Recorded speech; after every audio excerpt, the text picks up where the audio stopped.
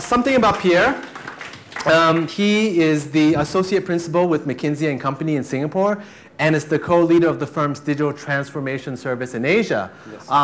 Something you know about him, we're very lucky to have him because he just became a father 3 weeks ago now. Congratulations.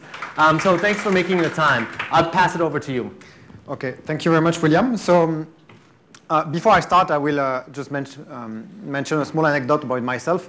I joined McKinsey 7 years ago, but before that I was working at BNP Paribas.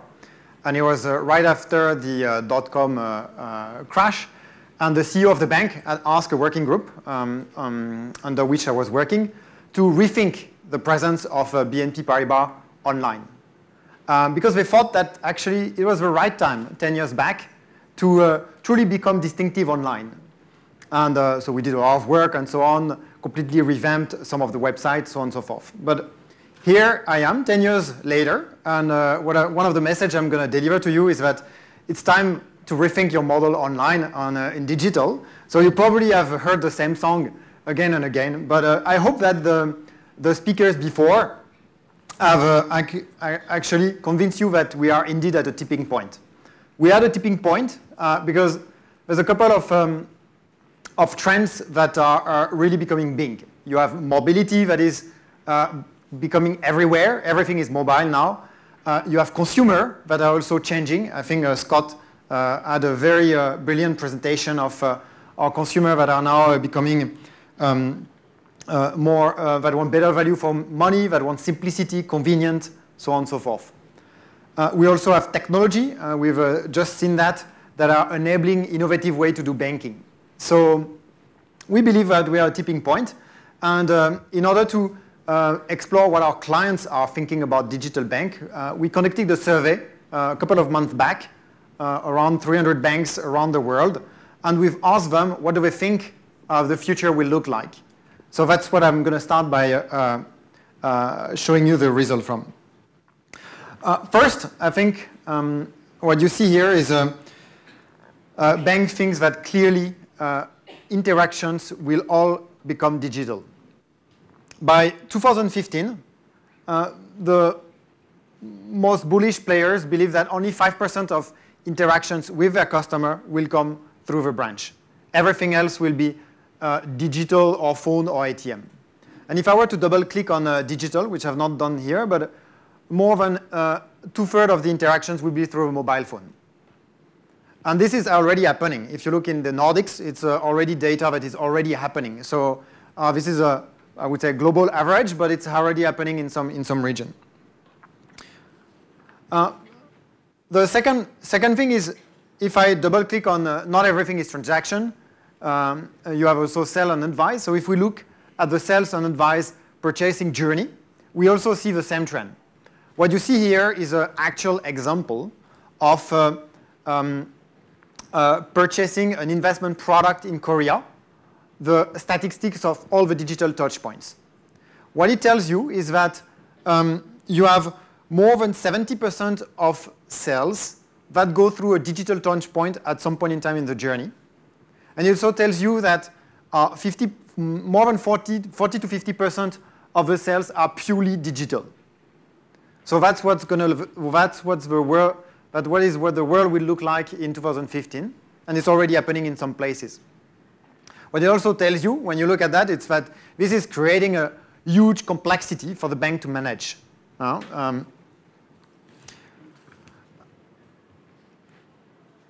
The other thing we've asked our clients is, what do they think the impact of digital will be? Okay.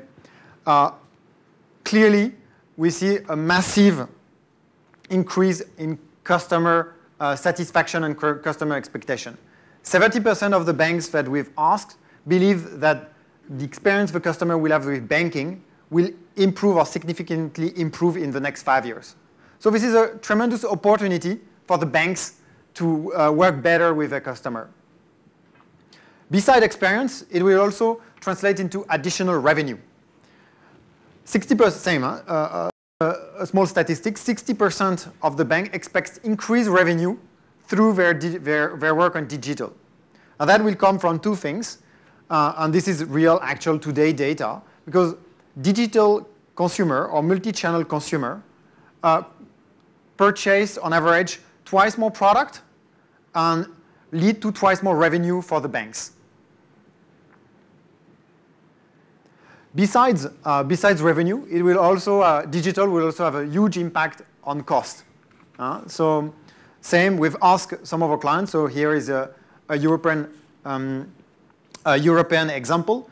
What have they planned in terms of their retail network? And all of them plan to reduce the number of branches, as well as reduce the number of people in the branches, with tremendous impact, obviously, on the cost.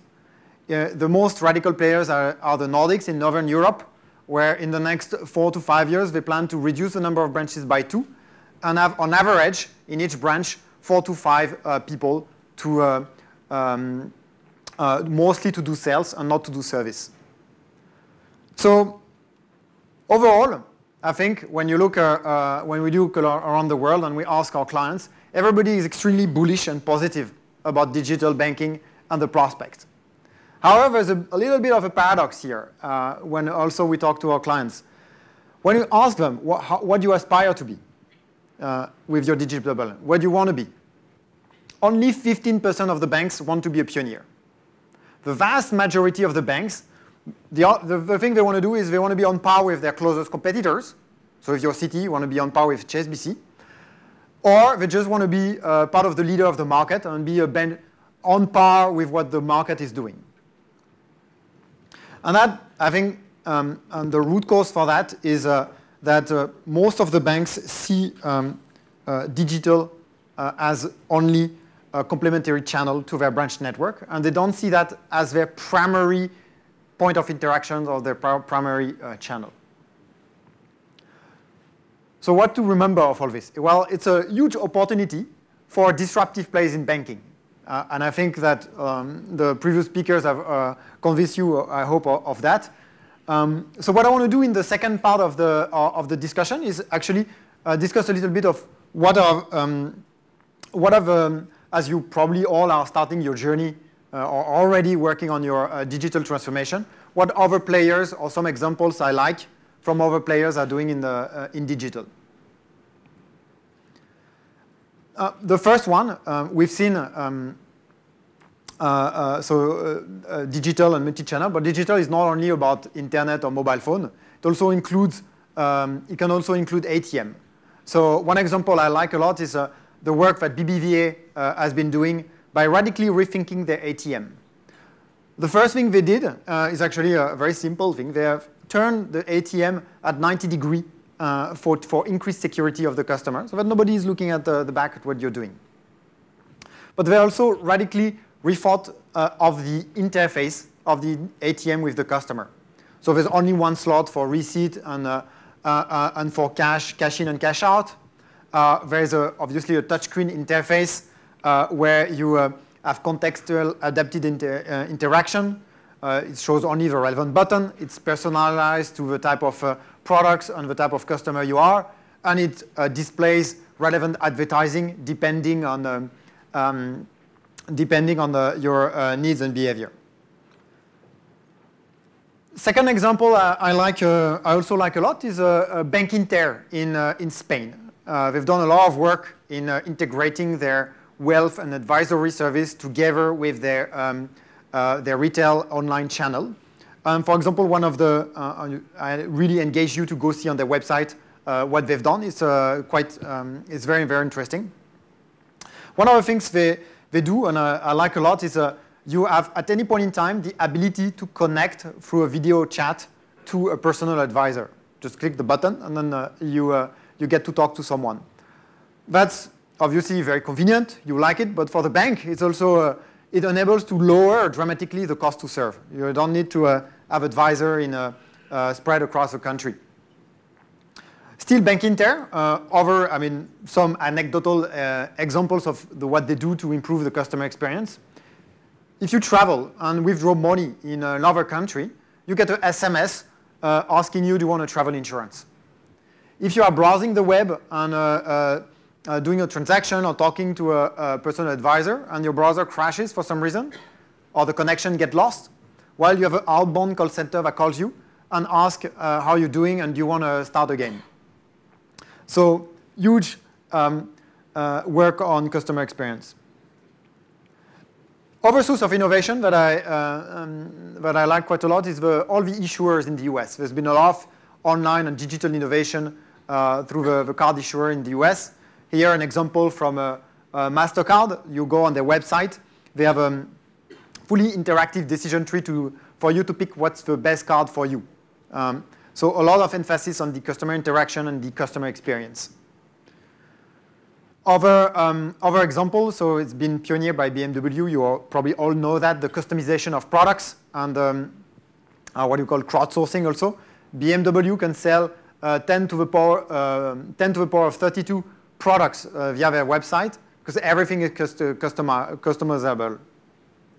So an example in banking is what Capital One has been doing.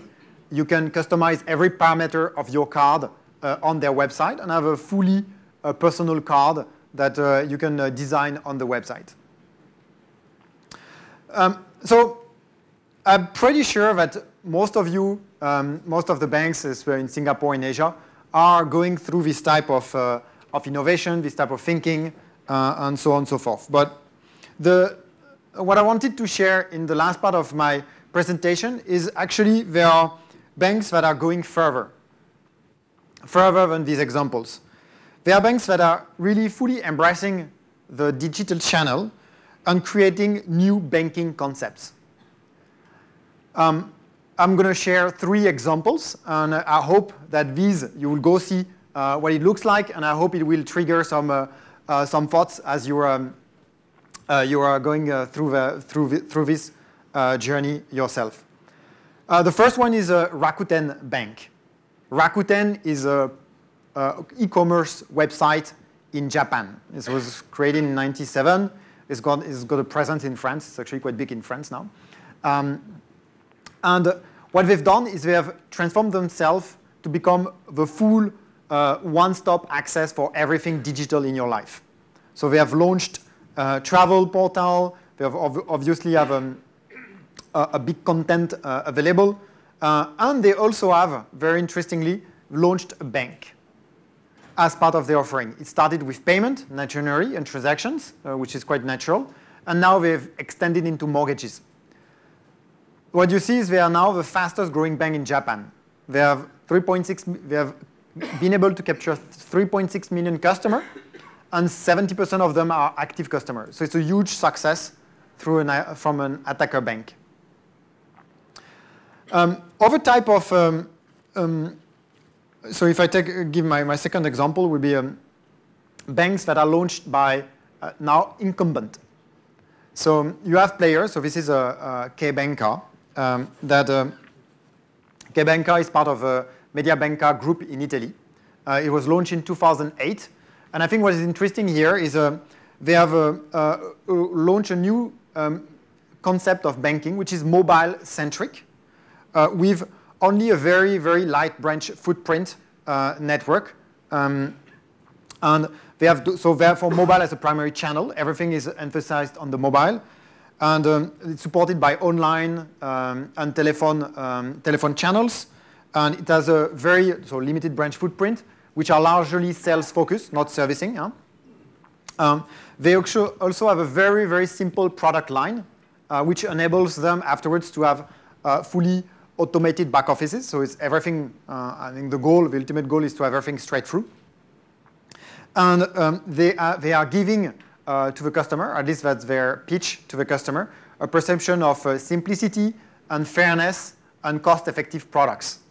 It's been and there are quite a few banks that have been launched like this around the world. Same in Italy, fairly good commercial success. We have 1 million customer Kaybank in Italy. To introduce the last set of examples, I also wanted to maybe tell a bit of an anecdote about me. I arrived in Singapore 3 years ago. So I got a Citibank account for my transactions, my day-to-day transaction.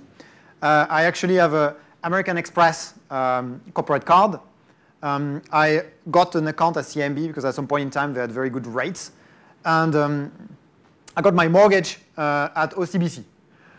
So if I want to, when I do bank with all these 4 financial institutions, I have to log in I have 4 different applications on my phone, and I have to log in 4 different websites, and it's absolutely not convenient. So there are players that bet on a diminished role of banks and position themselves as aggregator. So I'm kind of talking about one of the side projects of Scott, so he'll correct me if I'm wrong, but the idea is that you could, in the future, you could think of a way where banks are only the pipes. And it's the banks are fully disintermediated by some players. You can think of a future where your primary channel of interaction would be an aggregator. So you have Mint in the US, Scott talked about it, Simple also in the US, or Move Bank, or Contoblic. Contoblic. You go through this, they would offer a transaction account and they would aggregate all your banking relationship to provide a full-blown picture of your financials. That's already, you can already see that happening in payments, and they would link with the payments. So you have players like Facebook, Apple. We had a very vivid presentation of what the future can look like in payments. But through this aggregator, this would enable a future where you would have more nimble players that would actually sell core products. So you would have more mortgage player that would come in like Wealthfront, Joe Charcoal, and same in consumer finance. So that's what I wanted to share with you. I hope that I've convinced you that we are actually at a tipping point in banking, that there's a combination of trends that are pushing us towards a radical new way of banking by 2015 or in the next 2-3 years, which is tomorrow. And for banks, it's actually quite a call for action, because you could very well imagine a future where the role of banks will be fully diminished and disintermediated. Thank you.